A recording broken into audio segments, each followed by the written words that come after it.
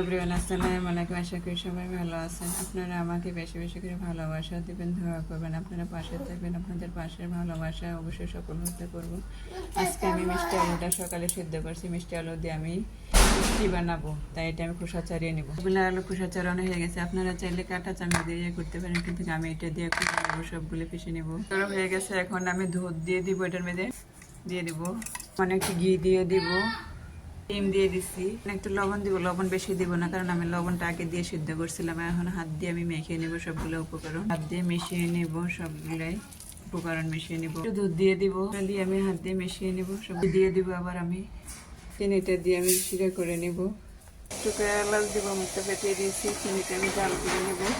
যেটা আমি গুঁড়ো করে বানাবো, এটা আমি লম্বা করে বানাবো। আপনারা আপনাদের পছন্দ মতন করে নেবেন। আমি আমার পছন্দ মতন আমি করে নিচ্ছি, গুঁড়ো করে লম্বা করে বানানো হয়েছে। এখন আমি তেলে ভাজবো। চুলাতে প্যানে বসাই দিচ্ছি। এখন আমি এক এক করে সবগুলো দিয়ে দিব। একটু কালার হয়ে আসলে তারপরে আমি উঠে নেব সবগুলো। ওটা একদম কমাই দিচ্ছি, কারণ আজকে বাহিরের বাতাস বেশি, জানালাটা আমি দিয়ে রাখছি। কমাই দিয়ে আমি লোকের ভিতরে ভাবে ভালোভাবে ভাজা হলে উঠিয়ে নেব। সেগুলো হয়ে গেছে, এখন তুলে নেব একটা বাটিতে। তুলে নেব, কিছুটা ঠান্ডা হলে তারপর শিরাতে দিয়ে দিব, ভেজে নেব। কি কালার করে ভেজে নেব। আমি বেশি করছি যাতে কালো হয়, একটু কম করে যাতে সাদা হয়, তাই আমি এটা কম করে নেব। হয়ে গেছে, এখন আমি শিরাতে দিয়ে দিব সবগুলাই। বাড়ায় আমার বড় আসা পর্যন্ত আমি অপেক্ষা করে তারপরে চুলাটা বন্ধ করে দিব।